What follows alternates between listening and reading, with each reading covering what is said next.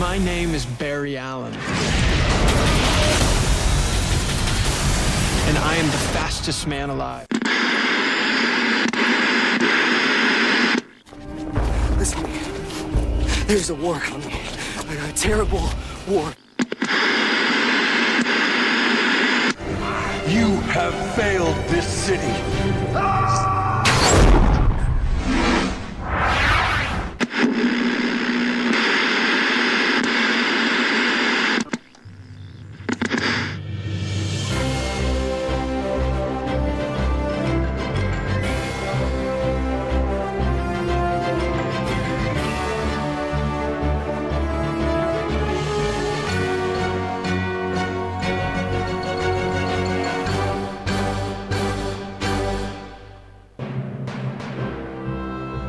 Hi everyone, welcome to episode 2 of the Fandom Zone. I'm Charles. You're Charles? I did that on purpose. Well, I guess that makes me Karen then, That's which right. makes me considerably more awesome. That is so not true. We're the same level of awesomeness.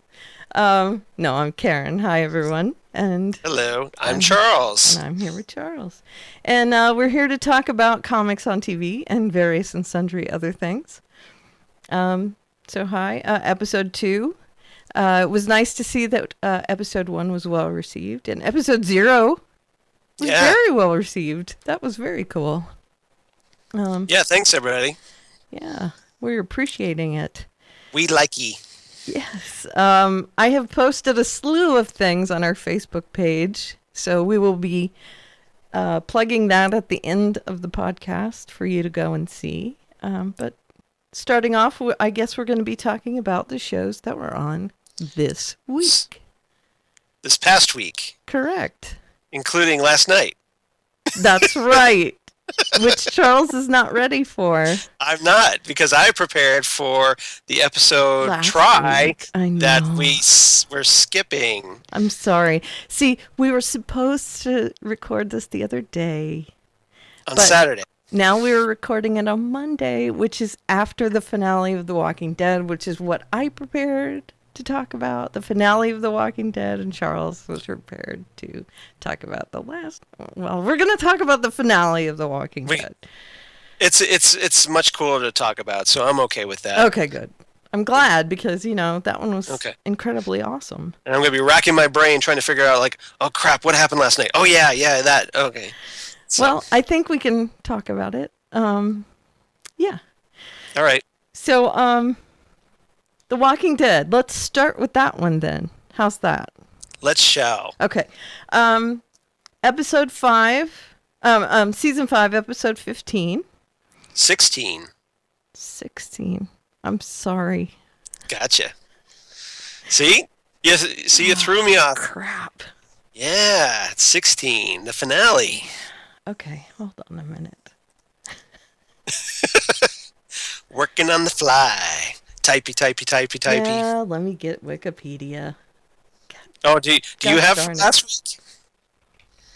I may have. Just. Oh.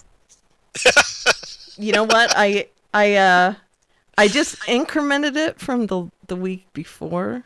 Okay. And since we skipped over that 1 week, that's. As you can tell, we're highly trained professionals. Okay, what are we gonna give them a caveat? What am I on this week? Oh yes, that's right.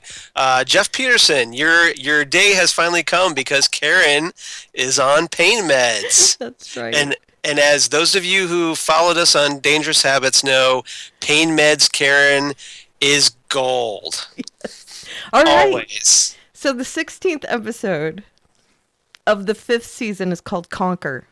There we go. It is the season finale of the 5th season, and a little nugget that came out today was that it was the highest rated finale in the series' history. That's saying a lot. It is, because it has gotten very high ratings. 15 million viewers, by the way. That's like Game of Thrones rating. It is. It's huge. And for AMC, that's insane. I mean, that's just crazy. Can't imagine why that's why they're doing a spin-off. Yeah. Fear the Walking Dead. Yeah, that's one of the links I put on our Facebook page, by the way, is a link to that little snippet that they showed on AMC the other day, the LA Teaser. yeah. Which Yeah. it looks interesting. Yeah, because it's set, before the zombie apocalypse. Yeah. So we finally get to see what went down, at least in LA. Right. Get your flu shot. Yeah. Yeah. Right. So That's now you're gonna have interesting, actually. now you're gonna have all these anti-vaxxers going, "See, told you so. God. See, told you so." No, thank you. No, Zombies- thank zo- you. Zombies aren't real, guys. Yeah, They're not. They're not. It's imaginary. They're not. Okay, so let's talk a little bit about some of the stuff. Morgan is in this Yeah. episode. Love Morgan. Lenny James. I have caught up a bit on this, but I skipped over him from last season, so I was surprised to see him back. He was in the first episode with his son. This is Morgan, right? Yeah. So he was the one that hit Rick on the head With a shovel. with a shovel and questioned him and wanted to make sure that he wasn't a zombie. He's And the shoveler. right. And he could not kill his wife. That was heartbreaking. Yes, it was. And that endeared me to the character. And I guess that's why they brought him back, is because he Yeah. tugged on some heartstrings. And so this was a really happy surprise for me, although now we've found out that, in the interim between then and now, that now he lost his son to Yeah. his wife. Well, that was the last time we saw. Last time we saw Morgan, it was in the episode Clear. Mm-hmm. And yeah, he had lost his son Dwayne to the zombies, and he was not in a good place. Right. He was like extremely paranoid and holed up in this little town. Right. He's setting booby traps everywhere. Yeah. And then this was an episode where like Rick and Michonne and Carl came in to go get something for Carl, a picture of his mom. Mm-hmm. And Morgan this- and Rick had not crossed Yeah, paths yet. yeah. Again. Since then, Right. Since yeah. the first. Since Clear, Since they cut. they crossed paths then? In Clear? Yes.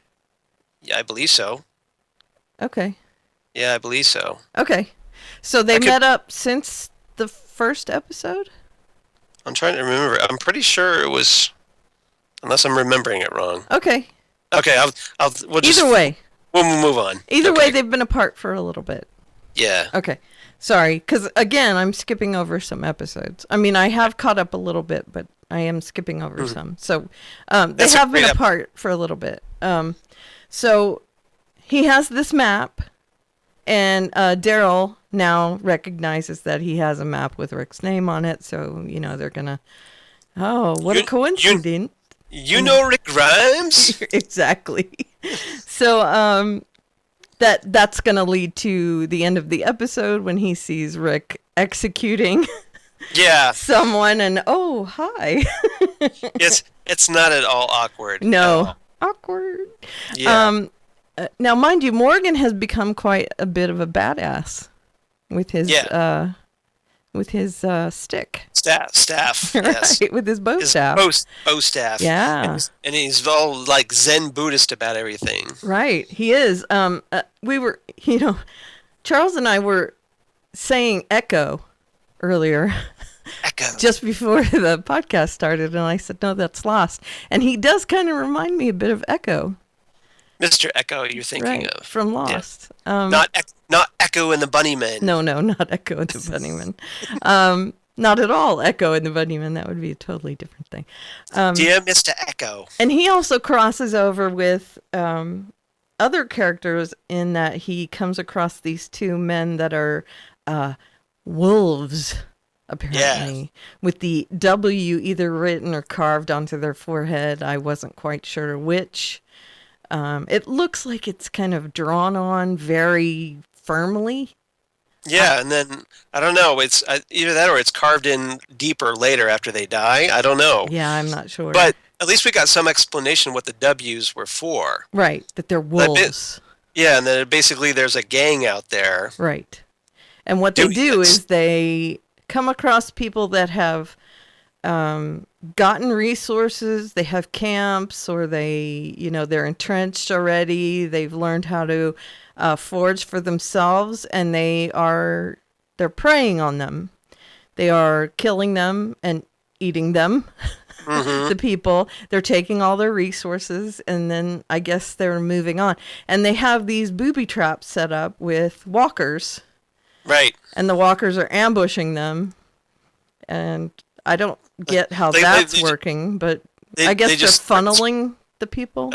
I don't know. They spring out of U-Hauls. I don't Yeah. know what's. It's. Yeah, but aren't the walkers ruining their food? You would think. Yeah, I guess the walkers are kind of funneling them towards their camps or whatever. Pretty much. So, and then they're getting the people behind the gate or whatever, and then they're shutting the gate, and then they're funneling the zombies back into the U-Hauls. So, that's an interesting thing. And the red poncho man was added to the ranks of their booby trapped Yep. dudes in this episode. He was an interesting. He kind of showed up 3 or 4 times in this episode, and it was like a little Easter egg throughout the episode. This poor red poncho guy. I would love to if we just every so often saw a red poncho zombie guy. That would be awesome. That would be funny if he just showed up like. Spot it, and you could spot him. You're like, red poncho Oh, guy. look, it's like an observer or something. Yeah, Right? exactly. Look, it's red poncho guy. That's a lovely fringe reference for those Yeah. who don't know. Yeah, exactly. I miss fringe. Me too. Desperately. Great. So, Michonne and Rick have a discussion. Yes, they do. Rick confesses that he and Carol and he and Carol and Maggie took weapons? Or just he and Carol? It was he and Carol. Okay, so he and Carol took weapons and didn't tell her about them. Right. And she said that she understood that she probably would have done the same thing. And he was shocked by this revelation that she wasn't upset. And he tries to give her the gun, and she pushes it away. And she says, I had my sword. And that was an interesting little interchange because, Michonne is usually a bit more explosive than that. Well, the way I saw it was that Michonne is, like she figures, well, I can take you with or without the gun. Right. She doesn't if I need need gun. to. No, I mean, but no matter if Rick has the gun or not, she can Right. still take it. She Sure. can still take it because she's Michonne and she's awesome. Right. Exactly. And she doesn't even need the sword, to be honest. No, Yeah. it's just added bonus. Right. So take the gun, don't take the gun, who gives a crap? Yeah. And Carol is a non-entity in her eyes, I'm guessing. I mean, Yeah. although Carol... But Carol's awesome. this Now, season. let's move on to that scene where she goes to talk to Pete. Yeah. Pete goes off the deep end in this episode, but before he does, Carol kind of sets him off. Now, this is Carol's fault, right? Well, no, he was already angry. Okay, he was already on the edge, but I think Carol set him off in this episode. Well, Carol gave him a choice. She's like, look here, Sparky. Yeah. If you don't settle down, you have 2 choices here. You could settle down and behave yourself, Yeah. or I could kill you at Right. any time that I want to. Right. It's your call. Well, he doesn't take either of those choices. And here's my casserole dish. Yeah, here's some tuna. Yeah, and She you gives better. him a tuna casserole. Yeah, which she's been doing Right. because she did that before. Right. Like left it on their But porch. that's so weird, though. And then And they she ignored holds it. a knife up. That's what's great about it. I And know. she says you better bring back that dish clean. Right. And then here's the So what funny does he do? part. he drops He it. drops it, right. And the funny part is he walks away. He has this nervous breakdown kind of. Yeah. And when he walks away and he's off screen and you see the hallway and the Yeah. tuna casserole on the floor, he goes, "This isn't my house." Yeah. I was laughing so hard. And see, at that moment, I knew that Pete was done Yeah. because if nothing else, he dropped Carol's casserole dish on the floor, and whenever she found out about it, she was going to ice him Sure. because it's like you don't do that, No. man. You don't. Oh, no. You don't mess with my cookware. No. No, and you don't waste food, Exactly. right? Well, I mean, that's the bigger. That's a well-prepared meal. Right. So yeah, it's if nothing else, it's extremely rude and deserving of death. Correct. I Right agree. there. On That's top true. on top of beating his wife and his kid, but Well, yeah, that's that's well, that was already her hot button, right? yeah. She already hated him for that. Yeah. Let me ask you a question though. Mm-hmm. Okay. When she was laying into Pete, Mm-hmm. did you get the feeling that she was really talking to her husband? Her husband, yes. Ed. Yes. Like she was basically picturing Ed right before her and Yeah. saying all the things that she wanted to say to him but never did. Sure. Yeah. Sure. And I think she was thrilled at the end of the episode. Oh yeah, she was happy as a clam. Yeah. She's like, it was like all of a sudden when Well, Deanna except for Reg. says, gives Rick the go-ahead, it's like, okay, he killed my husband, ice it, Now take him, prepare to die. take him out. Just swings that, gun right around Pam, and Carol's just like, that's right. Yep. Yep. You had your choice. You failed. You Yep. chose. You chose. You poorly. chose poorly. That's right. Yeah, so that didn't end up well. Now, it was a mistake that he killed Reg, but he still did. Yeah. Right. So that alone would have gotten him exiled or something. Sure. Deanna's rules. Right, but Deanna, no. And No, because now that she's overcome with grief, she's like, okay, I've had my epiphany moment. Yeah, take him out. right. And yeah, I think that put her over the edge with Rick. That was like, okay, I get where you're coming from. We can't have this. We cannot have this anarchy. We have to have rules. Right. And Rick's rules are better than none. Yep. The dictatorship above all. That's right, dictatorship. And this thing between Abraham and Eugene, where Abraham goes to visit Tara, and And she wakes up from her coma, right, which is good. right, yeah, that's good. But then Eugene and Abraham have that tacit kind of apology sort of thing. I kept waiting for them to bro hug it out. Yeah, but that wasn't gonna happen. No. But And I like Eugene's comment. It's like, well, when Abraham says, and there was that whole business of me almost killing you. Mm-hmm. And he goes, you just "Yep." kind of, yep, that. Yep. Yeah. That was great.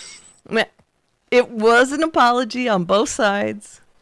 So Now they can move on. yeah, there's a hand wave there on both ends, right? They're not gonna. I mean, Abraham's not the type to say, "I'm sorry, man. No, Please there's not forgive." going to be any crying. No. No, it's just going to be, they're just going to be status quo, Yeah. I'm guessing. Now, Aaron and Daryl, and here's my comment was, Carol, well, they come across Morgan, right? They're in the car. Okay.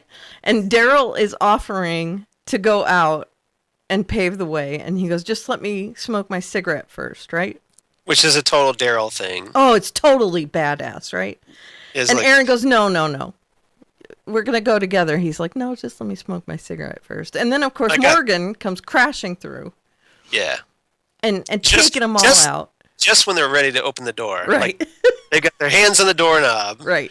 Ready to go. Right. It's like, what happened? What? Right. And then they get out of the car and they're they're just shutting the fence, right? And then Aaron says, "I'm Aaron, and this is Daryl," and I said, "And this is my other brother, Daryl." Newhart reference for those of you. Yeah. Yeah, nice. Did you not say that too? Kind of. Yeah. I kind of did in my head. He did it in exactly the same cadence. Yeah. As that. Okay. So anyway, he says that, and then of course, they have their little like, oh man, Morgan, you're awesome, sort of, conversation. And he goes, well, we have this place, and they're referring, of course, to Alexandria. And because they're recruiting anyway. Right. And they're telling him, hey, come be with us. And he goes, no, just show me where I am. I have my own, journey. And it just so happens that they dovetail. Yep. So, they're going to take him with it. And, we didn't get to see it, but I'm guessing that Daryl, said, oh, by the way, I'm like tight with Rick. Yeah. So if you want to see Rick, come on back with us. Rick Grimes? Rick Grimes? Yes, of the Boston, Massachusetts Rick Grimes. Of the Atlanta, Georgia Rick Grimes. Isn't it Atlanta? The Grimes, yeah, something like that. Yeah. So, the suburban Atlanta Grimeses. Yes. Exactamundo. I went to one of their yacht parties here before the zombie apocalypse. Yacht parties. Exactamundo. Yeah, so we didn't see that part, but that's also what I guess, is that Daryl says... It's implied. Rick Grimes, is that where you're going? Because Rick is with us. Right. So come, and of course, at the end of the episode, right before the Michonne scene, that's, Morgan shows up. Michonne. Michonne? Yeah, whatever. I like Michonne. I'm sorry. That's how I always said it in my head when I read the comic book. But there's no extra I. There's only one I. It's Michonne. Okay, Michonne. Sorry. When I read the comic, I always said Michonne. I'm just picking on you. I know you are. Okay, so anyway, don't bug me. I'm on pain medicine. I know. That's what makes you more interesting. Michonne. Not that you're not interesting before. I'll say Michonne now. This is extra interesting. Okay, so he shows up just as as Rick shoots Pete, executes Pete. Yeah. And of course, Pete totally had it coming, though. Yeah, definitely. But of course, we've seen that all through this episode, Morgan is very zen and quiet and calm. And he shows up and he sees Rick, who's dripping in blood from killing a zombie. In blood. Looking all feral. Right. And executing a man in front of all these people. And that apparently is going to play out. And Rick's like, hi, buddy. Hi. Hi, Morgan. How you living, man? Oh, hi. Long time no see. What are you doing? What are you doing, Rick? Stuff, things. Stuff and things. Stuff, things. Yeah. So there's that. Then we have Sasha and the Reverend. Oh. Sasha. That's a whole nother level of crazy right there. She's a bit in the doldrums. A wee bit. And so is the Reverend. Yeah, well, I don't care. I don't care about Father Gabriel. Well, I'm bringing them both up because their story intertwines in this episode. Okay. He blames her for Bob's death. Okay, yes. And she gets a little upset and holds a gun on him, and there's a bit of a tense thing until Maggie comes across them and pulls her off, and there's that. Now, there is a scene... Then they have a prayer circle. I know, it's weird, right? What was it? Like we went from killing each other to right to the prayer circle. Yeah, I don't know.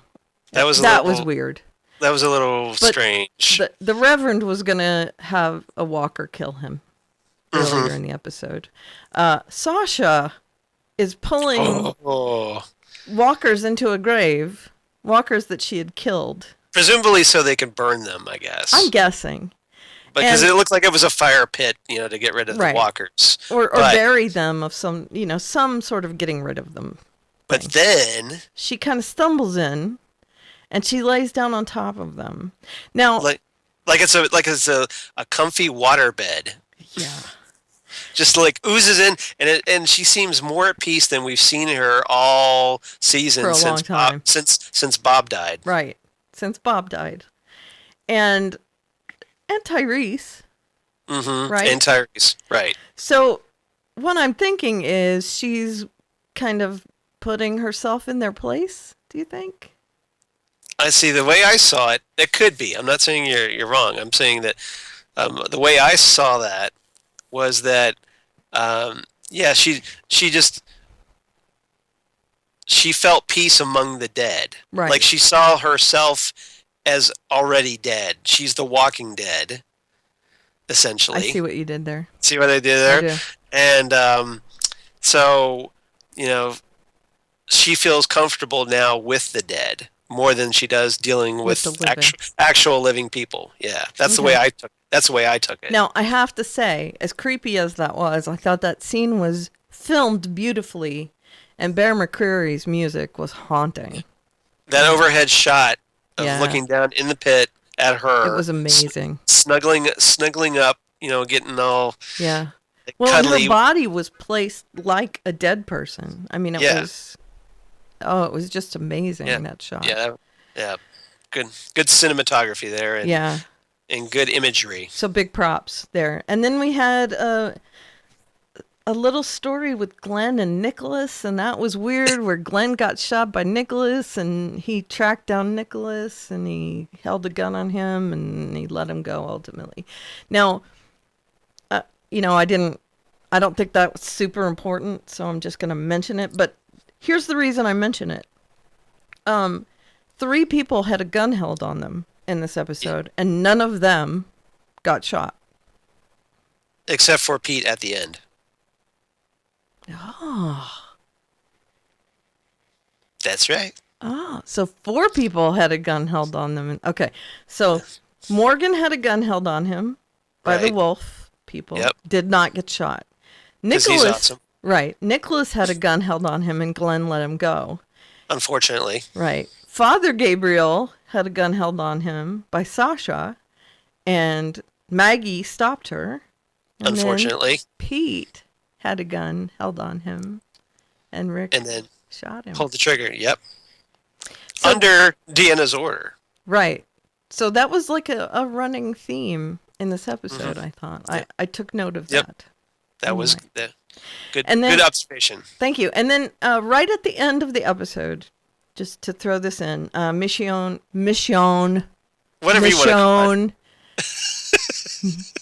Mission, Michelle, No, Machine. not Michelle My Belle. No.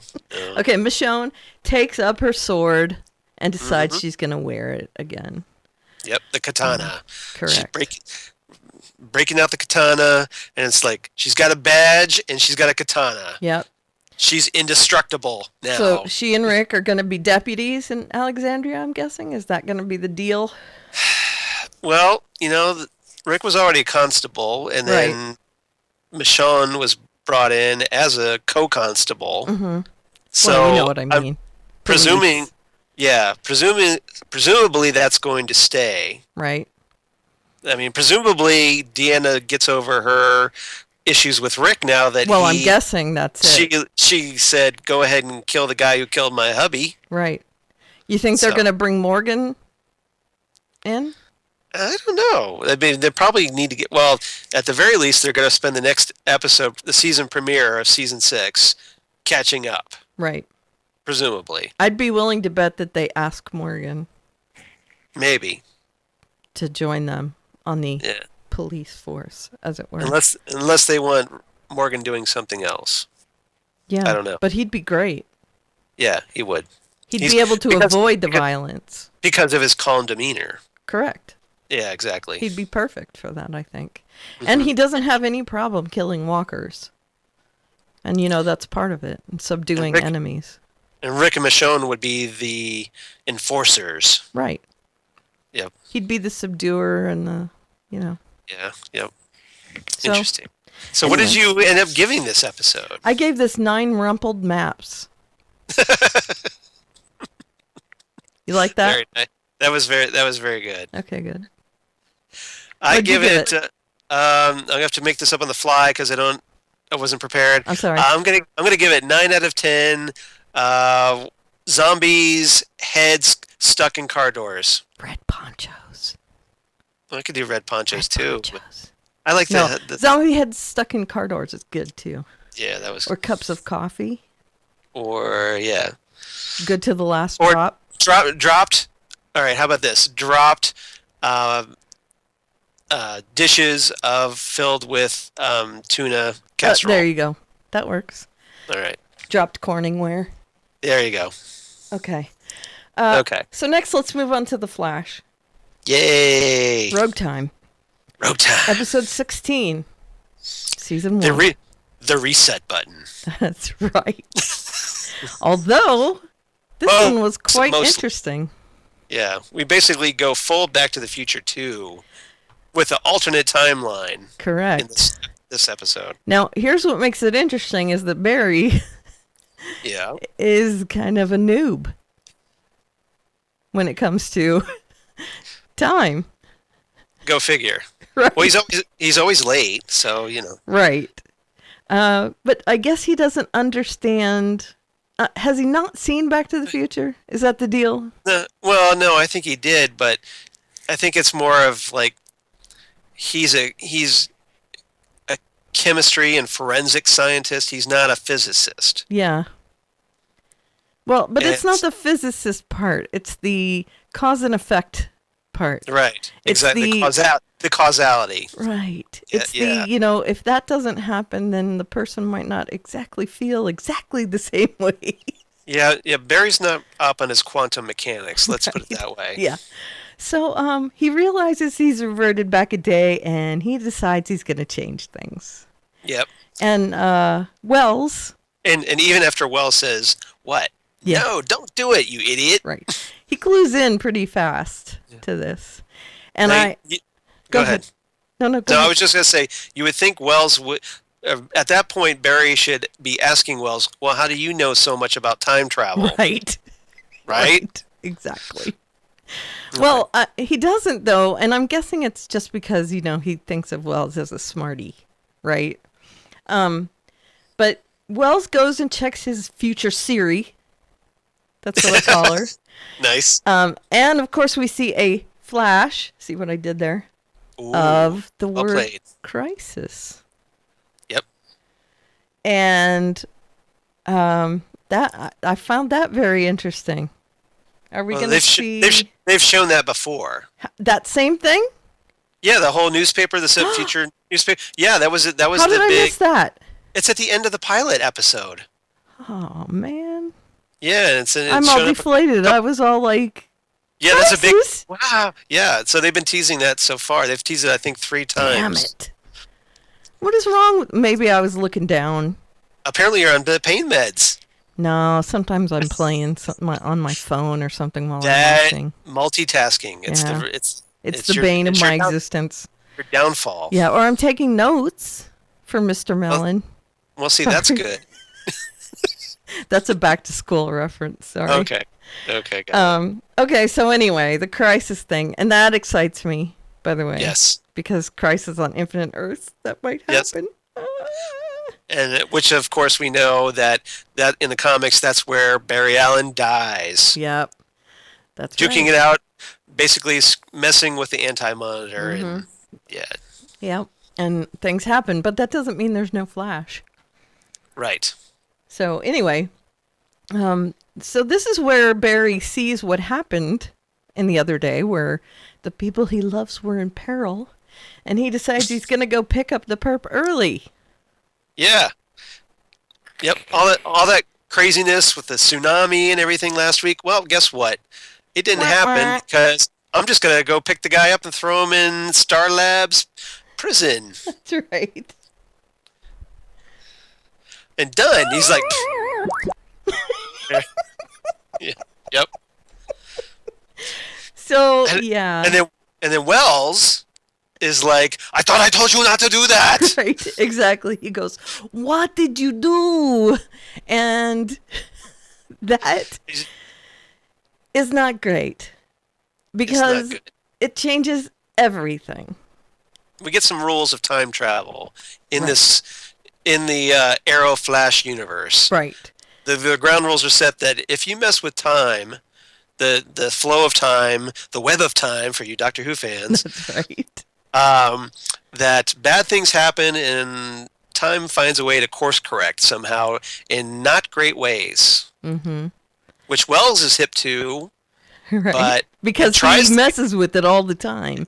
and tries to clue Barry in, but Barry's all like, "Oh, I gotta do my thing." Right. And So yeah, now la la la. here's no, my question. Wells is trying to change time. Mm-hmm. Well, he's trying to get back to his time. He's trying to kill Barry. He is using Barry. He wants. That's the whole reason he's been training Barry to build up his speed, so Right. that he can use that to power, presumably some machinery, probably that harness that he's got on his suit. That's when it's locked away. Mm-hmm. His reverse flash suit. Mm-hmm. It's like a harness that probably absorbs that kind of temporal energy created by the speed force. So he can go super fast. So that he can propel himself back to the 25th century. Right. Okay, and go back to the future. But he was saying that he didn't mean to kill Barry's mom. He meant to kill Barry. Right. Well, that was the reason he went back in the first place. Right. But because he killed Barry's mom and got stuck in the past, he realized that his only option was to let Barry become the Flash and develop him so that he could use him. That's why he did the lightning thing. That's right. And that's why he created the whole business with the quantum accelerator. So all the metahumans and everything are just so that he can go back and... Yeah, yeah. Wow. Yep. It's Barry Allen, only pawn in Game of Life. Man, oh man, Shevitz. So, anyway, this leaves everything open. Cisco has time to go to his brother's party now. Mm-hmm. Yeah, Dante. Right? So, yep. His brother teases him. Dante's kind of a dick at first. Oh, man. Not then good. Then they have a heart-to-heart when they're kidnapped. Sure. And who wouldn't, right? Exactly. So, well, yeah, okay, they don't get kidnapped yet, though. So he goes to his brother's party. That leaves him open to go to the bar with Barry, right? Uh-huh. So then he gets hit on by this blonde who turns out to be Snart's sister, Lisa. Yeah. Who's not really a blonde. Well, in the comics, she is. Yeah, I know. And she is... The Golden Glider. The Golden Glider, that's right. So Captain Cold and Heatwave and the Golden Glider have kidnapped both Cisco and Dante. Mm-hmm. And first, they just want their guns back, right? And they want Cisco to create a gun for Lisa. Right. And so they do that, and they go to the casino, mm-hmm. and they have all this elaborate setup in order to move the money. Mm-hmm. And then, of course, Captain Cold gets this idea. Hey, you know who the Flash is. I'm going to torture your brother until you tell me who the Flash is. And he does this really horrible thing where his brother, who is a concert pianist, mm-hmm. he freezes his hands. And, Cisco can't resist. He has to do it, or else, his brother will bite it. I love Cold in that scene because he's like, very drolly. He's just like, you might want to get him some medical attention because if you don't, he'll be losing his fingers to frostbite. And no more concertos. Yeah, exactly. No more concertos. For your family. So, yeah. Yep. I thought that was pretty It was cool, but also cool. Cool. Captain Cool. Yeah. No, that doesn't quite work, does it? No. Not at all. It was horrible. So No, I mean good, horrible good. You know what I'm Horrible saying. good. Not, yeah. It was good for us, the audience. Correct. Got it. So, yeah, he has to give up Barry. He has to. He doesn't have much of a choice. And what I thought was good is when he gets back, he is just so upset. And he says, I can't. I'm so sorry. You know, I didn't have any choice. And Barry says, no, it's my fault. I put you in this position. And he hugs it out. Yep. And Cisco says, I got to go because I can't put you in this position again. Got to go. To be fair, though, that would have been a good time for Cisco to develop his vibe powers.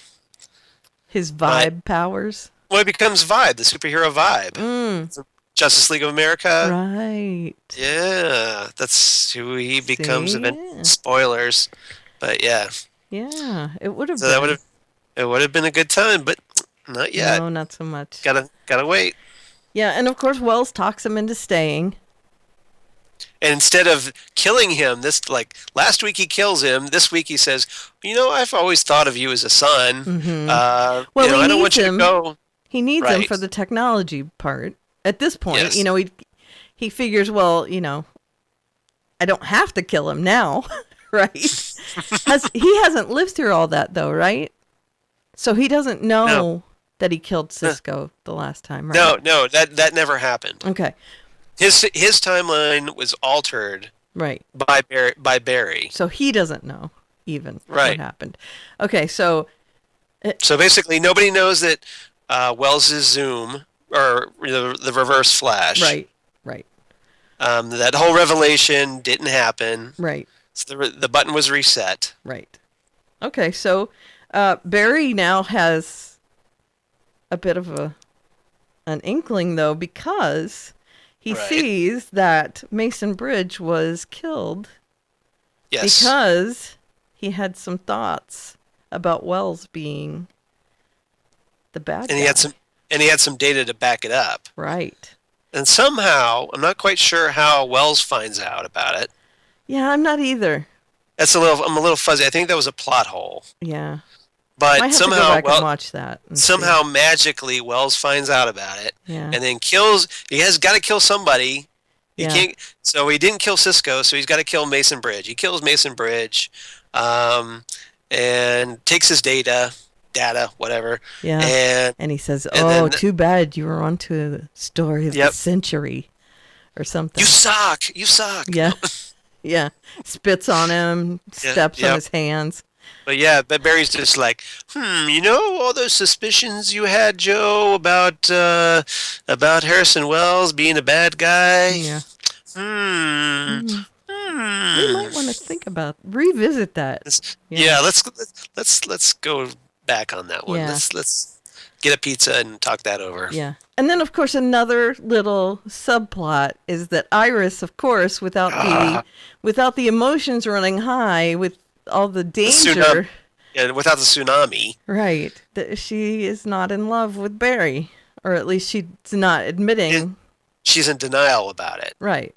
Well, I'm guessing she just doesn't feel it because the emotions aren't running high. She... Yeah, but... She still has that vacillating sort of, Yeah. But then she does something kind of really horrible. What? Is that when Barry tells her about how he feels about her, because he's gone through it before, and he's like, okay, I can feel safe opening up to you about my feelings. She stomps on them hard. Yeah. Exactly. And then she goes running to her boyfriend. Eddie. Right. That was the worst. And Eddie just comes out punching. Yeah, he just unloads on Barry during a crime scene. At a crime scene. At the casino. That's right. Yep. And it's like, thanks, Iris. Yeah. Not only did you just crush my hopes and dreams, you had your a-hole boyfriend, punch me in front of all the cops. That was something I wasn't prepared for, because that doesn't seem like something Iris would do. It seems like she would just sit there and go, "Oh, Barry, I'm so sorry. I just don't feel that way about you." And then she'd just let it go. Why would she go and tell her boyfriend, "Hey, Barry just came on to me"? Why would she? Well, when Barry did it, when Barry confessed his feelings, she gets a little angry about it. She's just like, "Look, I keep telling you, and it makes no sense to me either." She's like, "I Yeah, maybe but why like still? it doesn't make sense." I know. So, That's she gets all vindictive set. of her. Yeah, She knows that Eddie's going to go and beat him up, right? I mean, she knows that. Yep. That's she makes you just want to go on Twitter and like write to the Flash writers like, what are you doing with this? What's Right. up?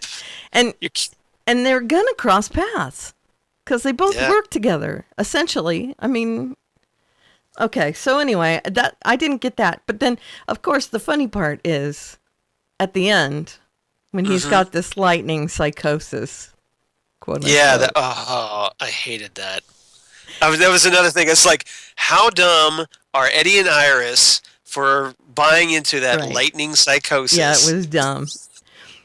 Super dumb. And not just super dumb, but the fact that he bought into it so much that he gives him a hug and he feels sorry for him. Oh, I'm sorry, you Oh, have this horrible dude. condition. Oh, man. That was the worst. Right. You should have had Harrison Harrison Wells like wheel up behind him and go like, I can't believe I'm related to you. Right. Yeah, no one knows that anymore either, right? Well, Wells does. Wells knows that Eddie's his ancestor. Of course, but that's Wells does. But I mean, saying. he hasn't passed. admitted that to anyone, right? No, So, nobody yeah. knows.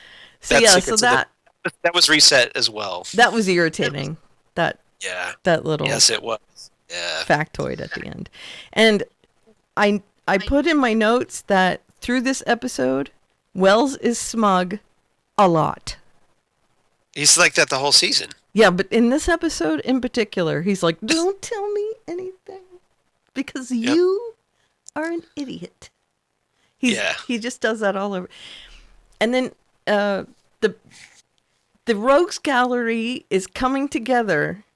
They got their name. Right. Barry gives them their name. Right. And Cold's just like, And this is forming the way it does in the comics because they all know who the Flash is now, or they're going to, because Barry says, tell whoever you want who I am. I don't care. As long as you stay away from me and my family, I won't put you in prison. We got a truce happening here. But as soon as you cross that line, all bets are off. So they got this little truce going, and he goes, look, you don't got to kill anyone in order to do what you do. But, I'm trying to figure out how that's going to work because eventually people are going like, why isn't the Flash like taking Well, it's not going to work. That's the whole point of the Rogues Gallery is it's not going to work. I think at some point Cold will forget somehow. Well, I have to say, in the comic books, don't they know who Flash is? Not until he's dead. Okay. They don't know before then. Well, everyone knows that Wally West is the Flash. That was after Barry died. Yeah, okay. Barry, because Wally went public. Right. That's how they found out. Wally was selling shit. Wally, I'm sorry. Wally was endorsing stuff and right? Yeah. Yes. Okay. Sorry. He was kind of like Booster Gold as well. I mean, Booster Gold had everything under his. Thankfully, Mark Waid came along and fixed that, but wait. He was. What do you mean? Well, he wasn't like the huckster, like you don't like Wally West? For a buck. No, Wally West is one of my favorite all-time characters. Good. I love Wally West. And I was very mad about losing him as far as me too. As Flashpoint. Me too. Yeah. Yeah, I love Wally West. In fact, in the Justice League cartoon on TV, he was one of my favorites, and especially since Michael Rosenbaum did the voice for him, because he played Lex Luthor on Smallville, so it was awesome. And yes, for the record, for anybody like freaking out, I know Wally West is back as part of the New 52. It's not the same. It's not the same Wally West. No, it's not. No matter how hard DC tries to spin it, it's not the same Wally West. No, it's not. We want the real Wally West back. We're going to get him back for a couple months as part of their Convergence event. here in April and May, but that'll probably be it. I Sad to I was say. honestly gutted when Yeah. we lost Wally West. I was like, no, there's Yeah. got to be some sort of way to get him back. He's not lost forever in the time He's stream or whatever, in the speed force. Or, Wally's the Flash for a whole generation. That from 1987 to like up till 2011, he was the Flash. right. So He was my Flash.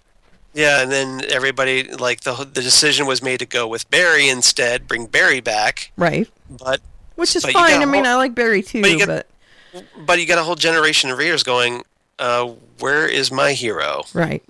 Right. The one I like. And I think it's weird that we have Ollie and Barry on TV. It's kind of weird because these are the JSA heroes to me. JLA. Whoa. Well, they are kind of, aren't they? They're the older generation. Kind of. I mean, it's not like Alan Scott and Jay Garrick. No, but I mean, they're the founding Yeah. JLA. They're not like the second generation JLA. Right. Although Ollie continued, but this isn't Yeah. Wally. This, Mm-hmm. and although I have to it's say, I don't want Jon Stewart. You know what I'm saying? I still want You want Hal Jordan? Sure. I want to pick and choose my generations, I guess. Yeah. But yeah. But we'll probably get Hal in the movie, I'm guessing. Yeah, I'm sure. Yeah. I did hear a good rumor that I liked, that Chris Pine, people were tossing out Chris Pine as a possible Hal Jordan in like the Justice League movie. Excellent. He'd be good. So he would be good. Square He's got that jawed blonde. He's a little cocky, Yep. We know he can do that from Star Trek. So Sure. He's good. I think that would be a good pick for Hal Jordan. Sure. But Okay. I know. So All that's right, Flash. moving on. What did you give the rating this episode? 7.5 deflated egos. I gave this one 8 out of 10 altered timelines. Very nice. Thank you. I would have raised it a little bit more, except for I didn't get some of the motivations in it. Got it. So next on our plate. Agents of S.H.I.E.L.D., and I'm going to let you take that one. Oh, okay. I watched it, but you're going to have to lead. Okay. I will lead because I know how to waltz. And La, la, la, la, Okay. la. Okay. This is episode 14 of season 2, Love in the Time of Hydra. Written by Brent Fletcher, directed by Jesse Bochco. Look at how professional you are with this. Hey now. Yeah. I'm all loosey-goosey. And you're... Well, you're on pain meds. Okay. Once again. So we will make Good. that allowance. Good. Okay. You know, Okay. you could have stepped in with all the directors and everything on those other shows. You were rolling. Okay. And it was cool. Okay. I'm good with it. I don't have to be all formatty. Okay. I can roll with it. This episode guest stars Edward James Olmos as Robert Gonzalez. He was good. As the quote-unquote real S.H.I.E.L.D. director. Mm-hmm. And Adrian Pasdar from Heroes. Yep. Returning once again as Glenn Talbot. So, A this little episode... paranoid. Yeah, a little bit. This episode starts off as basically focused on Coulson pulling Skye from active duty because she's all got her inhuman quake powers and can't really control them very well. So he hides her out at his safe house, gives her these gloves that I think that Simmons cooked up, or maybe it was Fitz because Fitz is the tech guy. I don't know. Maybe they work together. Who knows? It looked like Simmons was the one doing all the testing on them. Yeah, maybe it's biology, so it would be Simmons, I Yeah. guess. And Fitz But, was just making wisecracks. Yeah, supposedly these gloves were designed to repress her new abilities so that Yeah. she could, have coffee and not, shatter the cup or something, I guess. Yeah, but they weren't working too great, were they? Not really, no. So she's got to get herself under control. We know in the comics that she does as Daisy Johnson, Yeah. but not yet on the TV show. They didn't look very comfortable. Yeah. She was very stiff. Yeah. And the other big thing of this episode was that Lance Hunter gets brought in to the quote-unquote real S.H.I.E.L.D. And they're like, we want to bring you in and have you work for us because, your ex-Mockingbird works for us. And, you should help us, we can, like, Coulson, we don't trust him, and he was all tight with Fury, and we don't like Fury's whole compartmentalization thing. Fury's dead. Yeah, Fury's dead, even though we know he's not, Right. because we saw Captain America: The Winter Soldier. Right. So there you go. Exactly. Spoilers. Yeah, he's walking the earth like Kanan in Kung Fu. Pulp Fiction. Yeah. Sam Jackson. Okay, you got it. And I will So strike down upon me. that that on Fury's gravestone, Yeah. Does it say that? It says Ezekiel 25:17. The Nice. actual, that's on his I tombstone. like it. Yeah, so if you go watch the Blu-ray, you can freeze frame it and you can see it clear as day. That's It's great. awesome. I thought it was beautiful, perfect way. Thank you, Joss. Yeah, that was. That's amazing. I don't know if it was them or the Russo brothers, but whoever did it, whoever came up with that idea, well done. Excellent. So they're trying to recruit Hunter, and then meanwhile we get a little update on Agent Grant Ward, who our lovely traitor, he's holed up with Agent 33, who is this woman that impersonated Agent May because she had this mask that's kind of fused to her face, where she can replicate other people. That was pretty cool. Yeah, With the chip that they put on her face. Yeah, because in a previous episode, the mask got damaged, so it kind of looked like she had looked like a lizard face underneath or something, like she was Diana from V back in the day. Right. There's an old school reference. Yeah, Yeah. that's the original V, the real V, the only V that matters. Let's put it that way. Yeah, the only V. The only V. Speaking of Pulp Fiction, that Yes. scene in the diner Right. was so Pulp Fiction. Everybody be cool. This is a robbery. Wasn't it? Yeah, Yeah. I got that vibe too. Yeah. But so I don't know if that was intentional or not, but yeah, I got that vibe from there too. Yeah. If you haven't seen Pulp Fiction, you got to watch Pulp Fiction. It's Oh, my mandatory. goodness. Yeah. If you haven't seen Pulp Fiction, There's something seriously wrong with I you. am if you so haven't seen it. rolling my eyes at you. Yeah. So they go track down this guy to fix Agent 33's mask. And then they use this to break into Talbot's base of army guys and free this person named Sunil Bakshi, the guy who made Agent 33 that way with the fused mask on her face. Do you think that's is that a comic book? Not really. Is that in the comic book, that guy? Not that I'm aware of. Okay. No. So do you think that's a this is reference something- to the animator, Bakshi? Oh, you mean Ralph Bakshi? Yeah. No, I don't.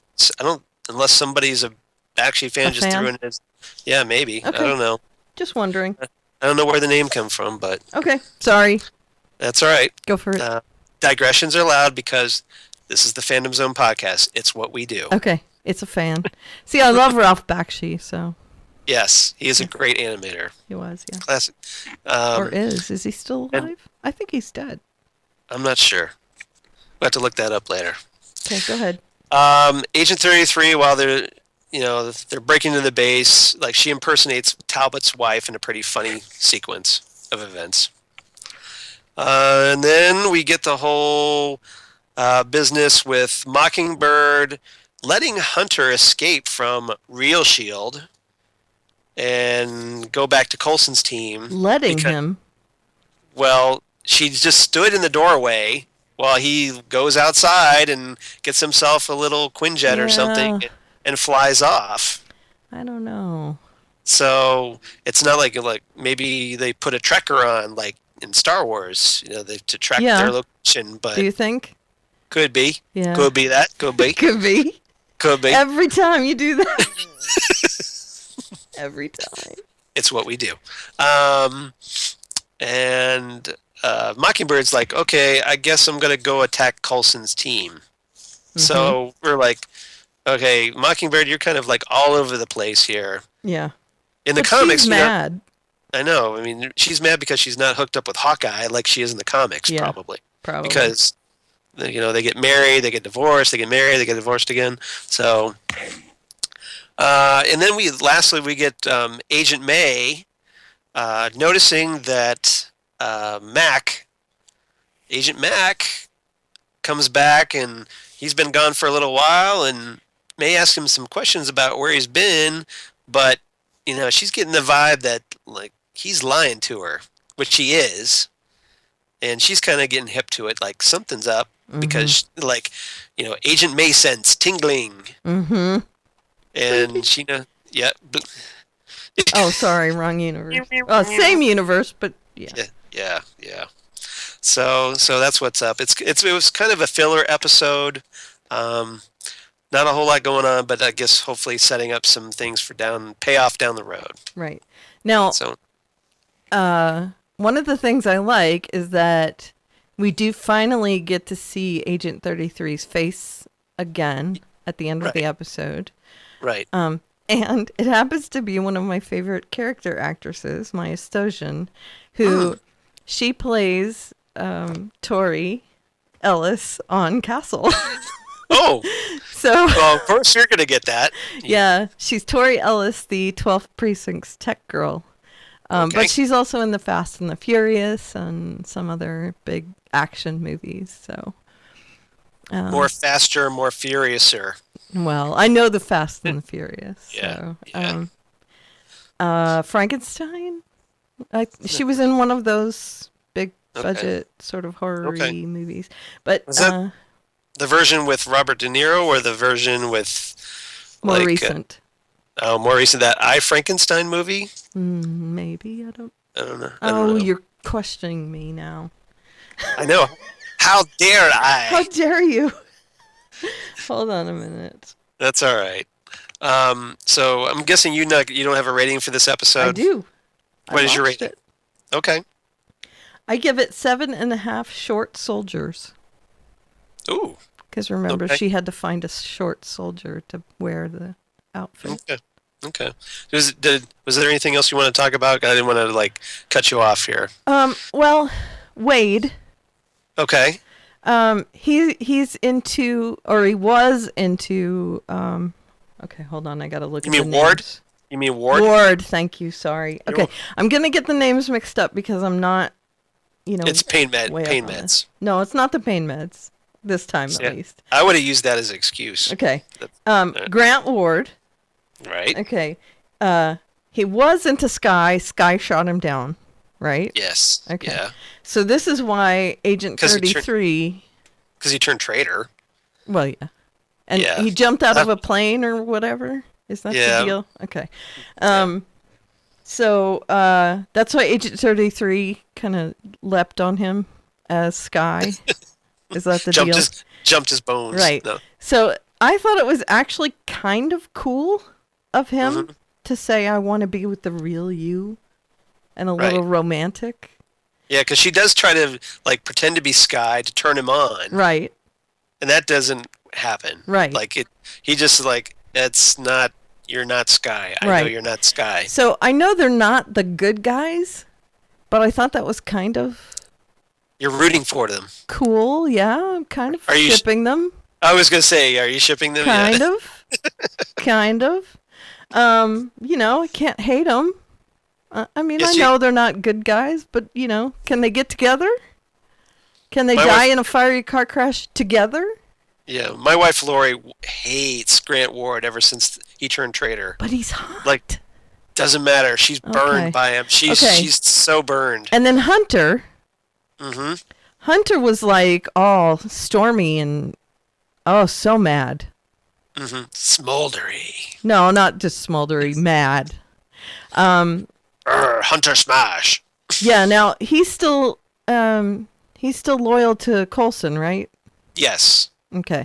So he's he's wondering he's only there because mostly he's dealing with because he cares about Bobby Mockingbird. Right. Right. And Bobby Morse, right? Yeah, and he's wondering why she is hooked up with these guys. Right. So, Because he cares about her. Who's the guy that Mac? Is it Mac? That Yeah. he's playing both sides? Is that the deal? Well, yeah, he's bought into the whole real S.H.I.E.L.D. thing. But So he's still talking to Coulson on the phone. Yeah, I think he's pretending he's a double agent for the real S.H.I.E.L.D., but I don't think he's very good at it. That's why May is questioning him. Okay. All right. He's trying to be all sneaky spy guy, but it's not working. Okay. I have to say I was super interested in this episode. Okay. I really like the Agent 33 stuff in this episode. I thought the special effects were really good with her face. Mm-hmm. I liked when they put the chip in her face and it changed. You know, that was really cool. That's good. And I thought it was kind of romantical. Romantic-y? That he wanted to be with her as herself. So Aww. I did. Aww. It was cute, right? I don't want to be with you even though I'm in love with Skye. I want to be with you as yourself. So you think Gord's just not playing her then? You think he's No, legit? I think he wants to be with her. Sure, Okay. why not? A bad Right. guy could still be in love with someone, right? Right? But he was so hung up on Skye. He doesn't just forget But that. he could have slept with her as Yeah, that's Skye. true. Yeah, could have. Yeah. Could If he was a bad guy and he still wanted Skye, he could have just jumped right into the sack with her right then. Okay, so what do you give this episode? I told you. Didn't I? 7.5 short soldiers. Oh yes, you did. I'm sorry. You're right.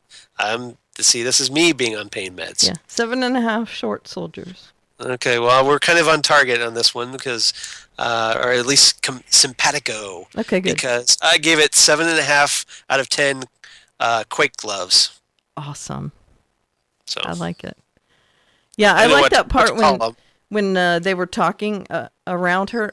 First of all, Fitz and Simmons. And Fitzsimmons. That's funny. Fitzsimmons. Yeah. I like when they were talking with their accents, which are hot, by the way, both of them. and she starts rumbling, and they're like, "Okay, maybe they don't work so good." It was funny. You know, if you close your eyes and you listen to Simmons, she sounds exactly like Hermione Granger. Yeah, she does. And she looks a lot like Keira Knightley.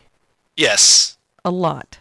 Exactly. So like, for some reason, like it's the genetic lottery. It's like, okay, we'll do a dash of Keira Knightley with a dash of Emma Watson. Yeah. And I know. And you get. She won the lottery big time. Yep, Luck of the draw, big time. Henstridge. Yep. And Fitz is adorable, and he's got an accent. So I mean, he's all Scottish. He won too. Yeah. All right. So moving on. Yep. iZombie. iZombie. Yeah. Brother, can you spare a brain? Yep. Second episode.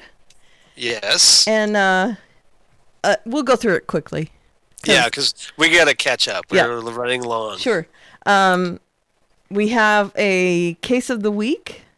Yeah. And it was an artist. She eats part of an artist's brain. Javier, a Latin lover. Yeah. Yes. He is a big-time artist who apparently doesn't have to stay with one woman. His wife is into the polyamorous relationships. There's your word for the day. Yep. Polyamory. And he's all obsessed with beauty and sex and... Sure. Like, he's all, like artsy-fartsy. Here's what I wrote. Liv channels an artist. This is my words, by the way. Okay.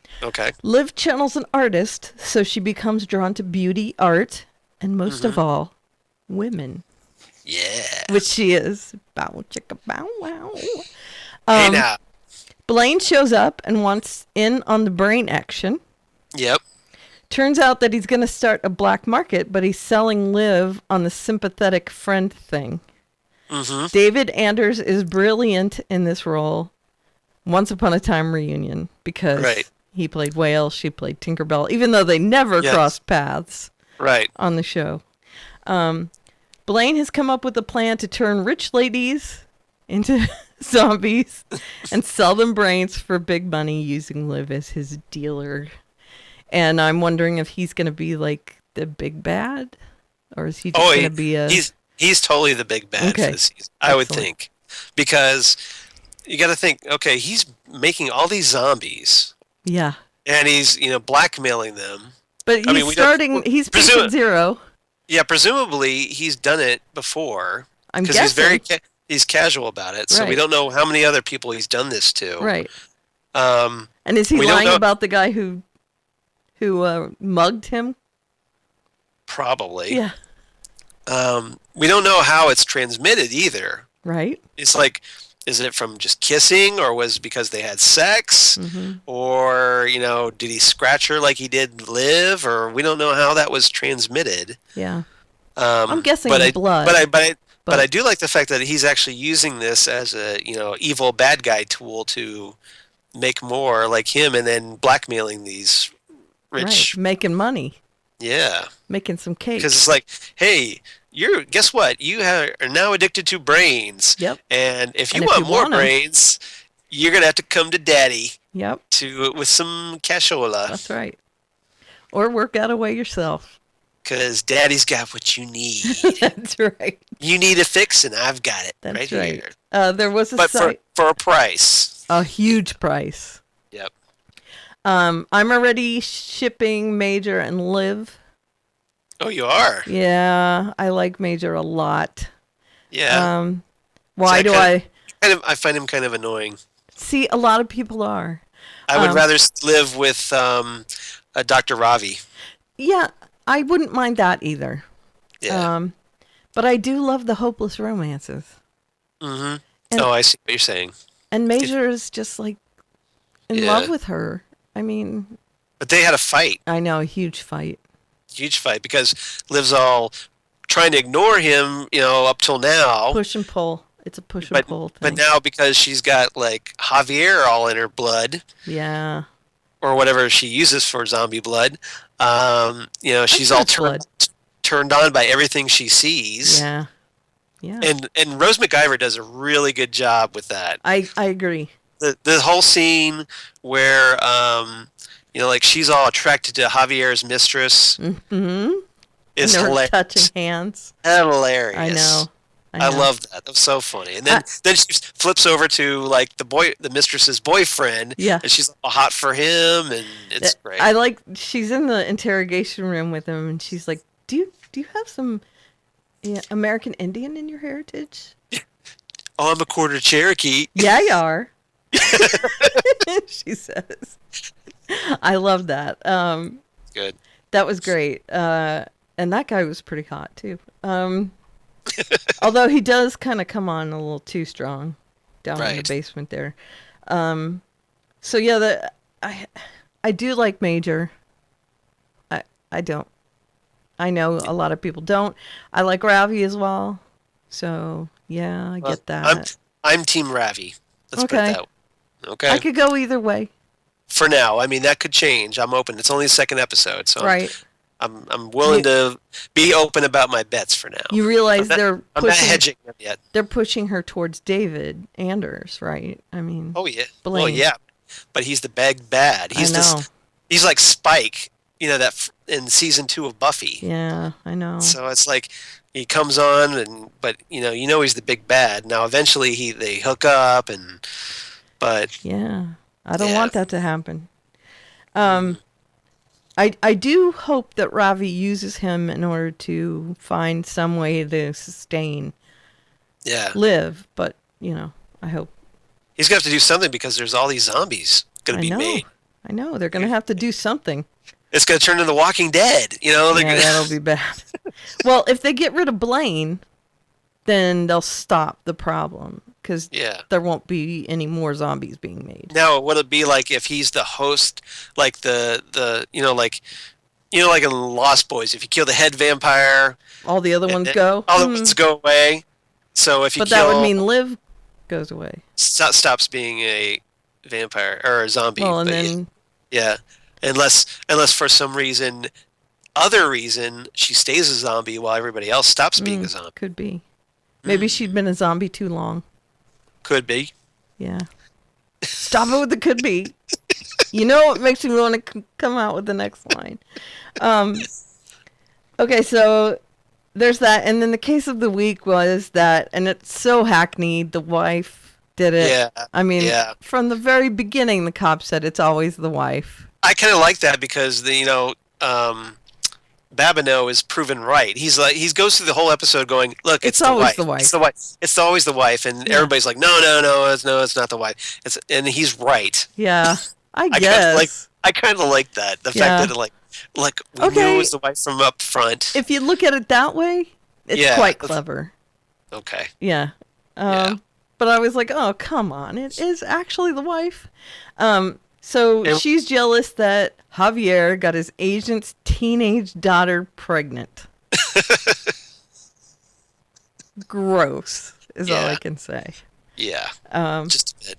So it was like a soap opera, that part of it. But the rest of it I thought was good. It was just the case of the week that I was like, ugh. Yeah. Kind of gross. And what's the first rule of Brain Club? Don't mention Brain Club? We don't talk about Brain Club. Okay, we don't talk about Brain Club. Yeah, and I like how they discuss what to call when you turn into the zombie. What do you call it? I call it raging out. Yeah. Or something, and then she says I call it going zombie, full out zombie mode. Zombie mode, Yeah, full out zombie mode. Yeah. And then he's kind of like, so you don't like the raging out thing? Yeah, no? Blaine takes a while to warm up to Liv's he still wants it to be raging out, but right. Okay, so what was do you your give rating? it? No, I want to know yours.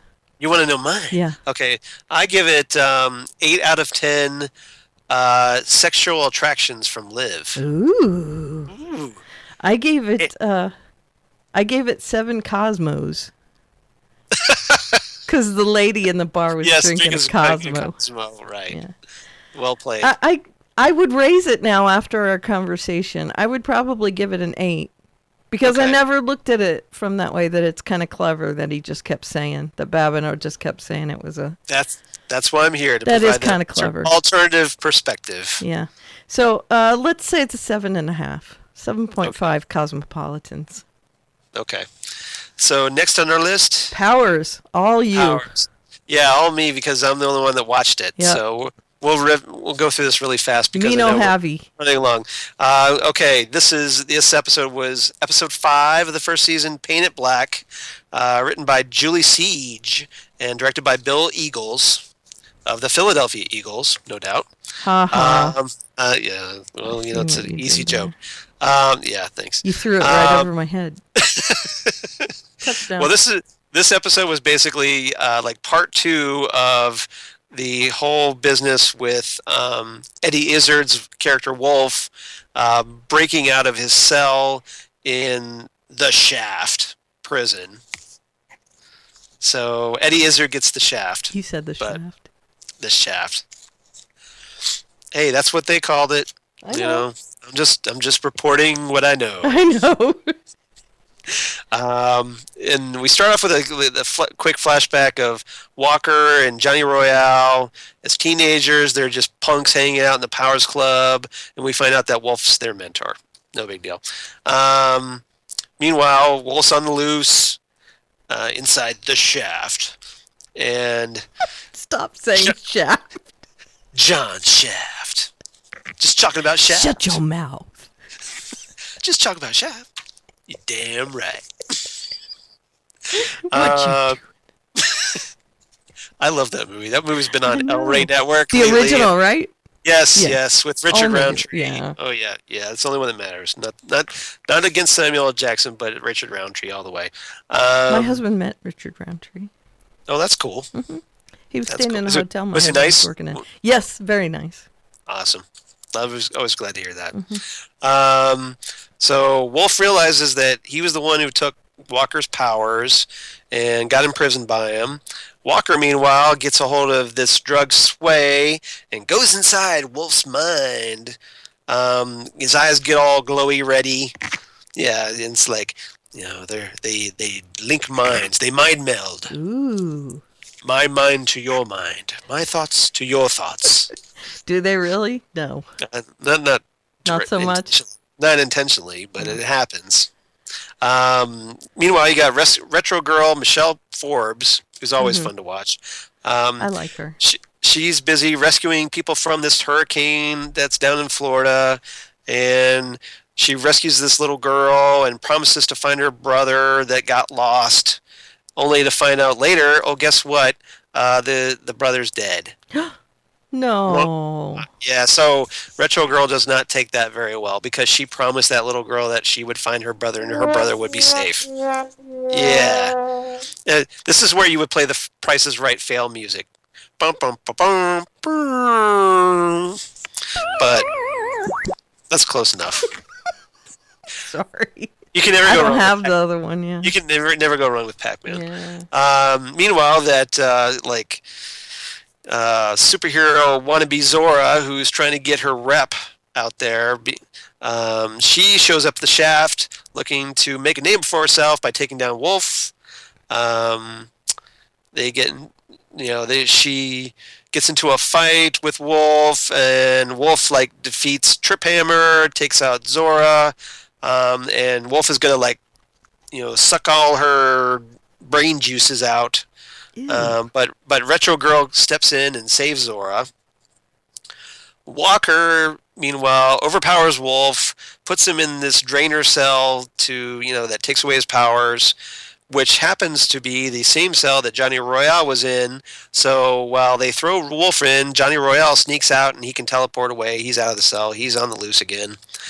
Zora, meanwhile, because she's scummy, she takes credit for capturing Wolf, even though Walker was the one who did it. Walker's okay with it, though, because he was end up in the hospital. And there he consoles Retro Girl for, her losing that girl's brother, or the fact that, couldn't bring him back alive to her, the little girl. And at the last cliffhanger moment, Walker opens his eyes, and his eyes are all glowy ready, just like before. So something's going on. Ooh, we don't know what, but we'll find out. My rating for this episode was a real quick 7 out of 10, glowing red eyes, because that was the only really significant thing that really happened. So, fair to middling? Yeah, it's watchable. It's better than the last week? No, I wouldn't say it's better than last week. I kind of liked last week better. Okay. But, yeah, marginally. And then lastly, we have... Arrow. Whew. Good episode. Good episode. Okay. Let's discuss, shall we? All right. We have a wedding right up front. Yep. Diggle and Lila. Second wedding, yes. It's kind of sad because I kind of like the fact that they kept saying we're not married all the time. So now they can't say that anymore. But now they got married. I like that Oliver's late. What? He's got Barry Allen syndrome.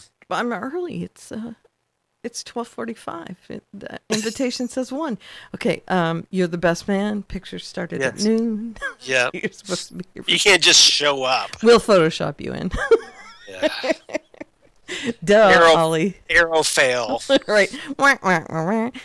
Best man fail. Right.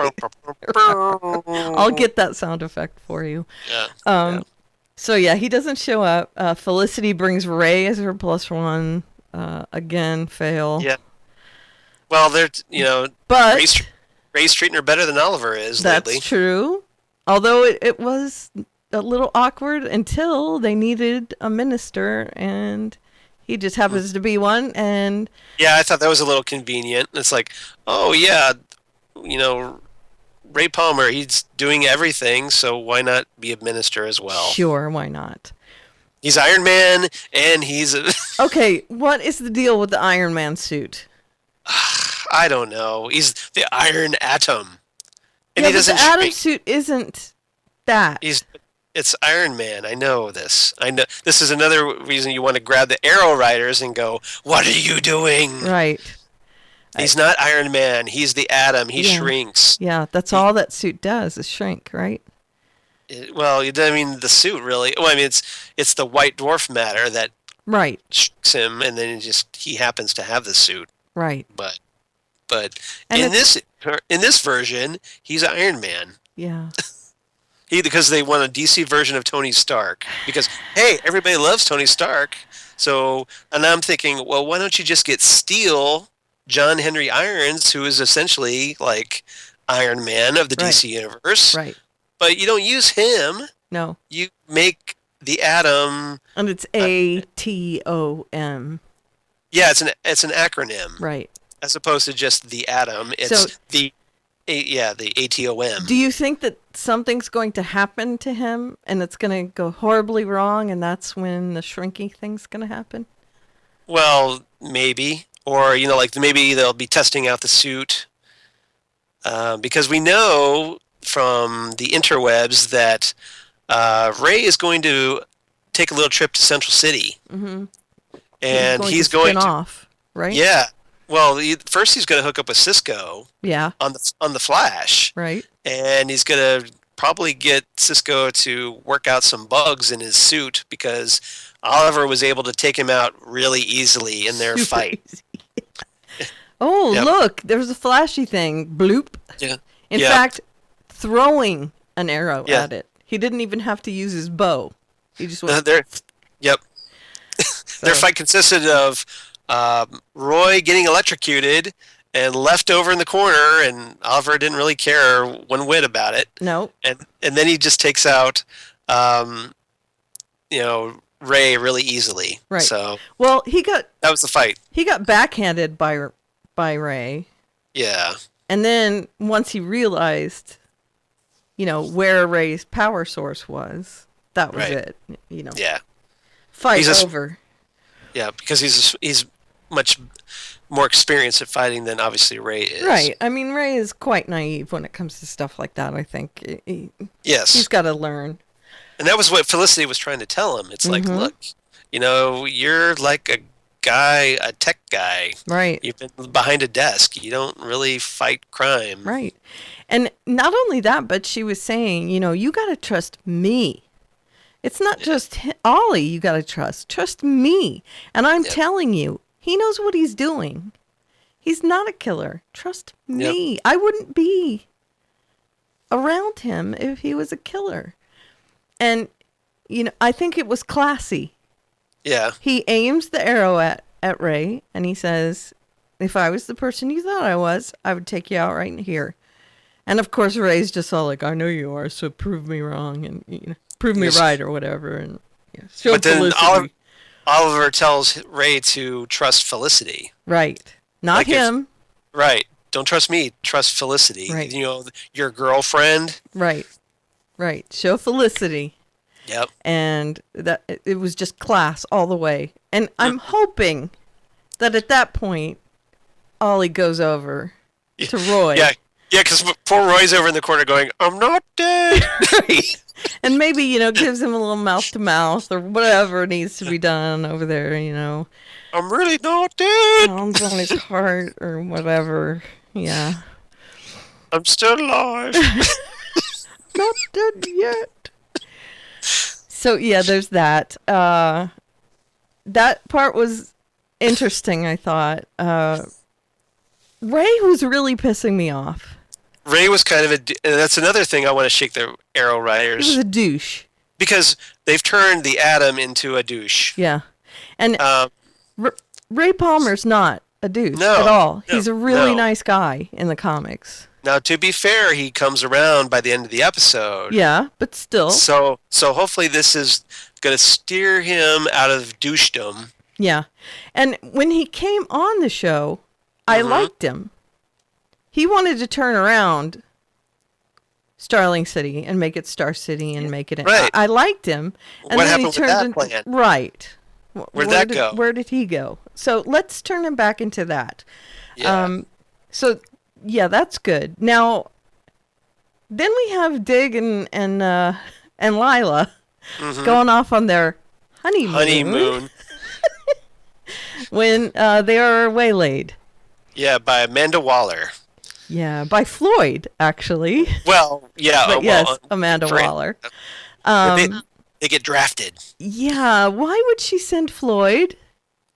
I don't know. It's Dumb. by the let me send the guy who killed your brother to pick you up and have you come join our team. Yeah, dumbest move ever. I don't get it. It's another like Arrow Riders. What are you doing? Mm-hmm. You're killing me here. Right. But anyway, of course, Dig isn't the one recruited. She wants Lila, but Dig is like, yeah, I'll go. I'm not leaving you. Yep. To go alone. So they're going to go on this mission in whatever. To rescue Senator Cray from a kidnapping, only to find out, guess what? The senator's behind it. Because he's got like... He wants to be a martyr or a hero. I want to be POTUS. Yes. That's this whole thing is right. like, it's going to raise my profile and I can be POTUS. Right. And essentially what he wants to do is he wants to stop this terrorist attack of this, whatever. And he's got all these men set up around the building and he's taking all these hostages and he's going to blow up the building but he's going to stop it right in the nick of time and he's going to be the hero of the day. But he doesn't care how it gets done as long as he comes out on top. And, even if it's going wrong, as long as he can be the martyr, he can leave his legacy or whatever. That he's so twisted. That's his big master plan. Is like, I want to be POTUS, but if I die, that's okay too. Right, as long as it turns out that I can be the martyr, then I'll do that. Right? Yeah, whatever. That's a big head scratch for me. So they're with Deadshot and Cupid. Yeah. Are the part of the Suicide Squad that are with them. Of all the people you can bring along in this mission, you bring Cupid? Right. I don't know. Well... Oh, we need an Arrow person. I don't know. Maybe they figured that she would be loyal to him? I don't know. To Floyd? Because she has a crush on him? Well, she definitely gets a crush on Deadshot. Yeah. But she also talks about the crush she has on Oliver. Right. To Dig. So, is Diggle the only person she doesn't have a crush on? Because, hello, racist. But, whatever. Could be. Sorry. Could be. She doesn't say anything about him. Yep. And, like, Diggle's like, right here. Yeah. Racist. Hello. So, and of course, the flashback in this episode is Floyd. Yeah, we learned. I mean, granted, it was cool that, like, for once, it's not Oliver. Right. Because we're sick of the Oliver flashbacks by now. Yes, I am. I don't know about you, but I am actually. And we still have another 2 seasons of these flashbacks to go. I actually found this flashback very refreshing and interesting because. Right. It not only gave us the flashback of Floyd and his family, because we did know a little bit about him in that he had this little girl. We already saw him with his little girl, the picture of his little girl in his cell. Right. We didn't know anything about him and his little girl, so it was nice to get that background. But then we saw that he was actually set up to kill Diggle's brother. So that was an order given to him. And who set him up? Waller. We're guessing, right? No. Hive. The Hive. Well, okay, Hive. But, Yep. The good guys, right? From classic DC Comics New Teen Titans. Right. So, it's apparently the good guys recruited him to kill Diggle's brother. And... Yep. So why did they do that? Why did they want Diggle's brothers dead? Right. It's a mystery. It is. And, the guy who plays Diggle, David Ramsey. Thank you, Ramsey. You're welcome. I put this link on our Facebook page, by the way. He teased that Hive is going to come into play next season in a big way. So now they've set it up. Right. With this revelation. Correct. So... and doesn't he say something like buzz buzz or something? And but one of the things I speculate on, and I know Deadshot is still alive, technically, in the comic books and all that. But Yeah, right. I kind of speculate that he might be dead because we get this flashback. But Well, not only that, but because Deadshot also appears in the Suicide Squad film, going to be played by Will Smith. So they might be writing Deadshot out of the TV series because they don't want to confuse the two. with the movie Deadshot. Okay. So Okay, yeah, so he might be dead in the show. So chances are, at least he's dead on the show. That's a shame. Yeah. Just when his character got really, really good. Yeah, finally. Yeah, a lot of depth in the character, and yeah. Yep, But and then they kill him off. if the setup was to give us this setup for the Hive storyline, then Maybe we'll be surprised next season. He'll show up. I don't know. Live. and we might get flashbacks like we did with Ben Browder's character too. Could be. Because he died, and then we got him on a flashback. So And then he went on Moya, and it was just... exactly, totally different thing. And then, of course, we had the fake Arrow stuff, and that was also with Ray a little bit, but now Ray I think he kind of realizes that there is a fake Arrow running around, and Oliver's being set up. Yeah. and Oliver's being set up. So, and Oliver knows now who it is, right? That Well, now, this episode had a big, cliffhanger bit with Maseo, Katana's husband. right.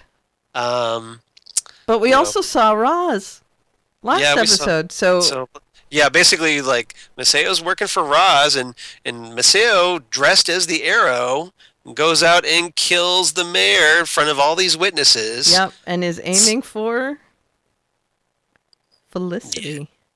Yep. Ruh-roh. That's not good.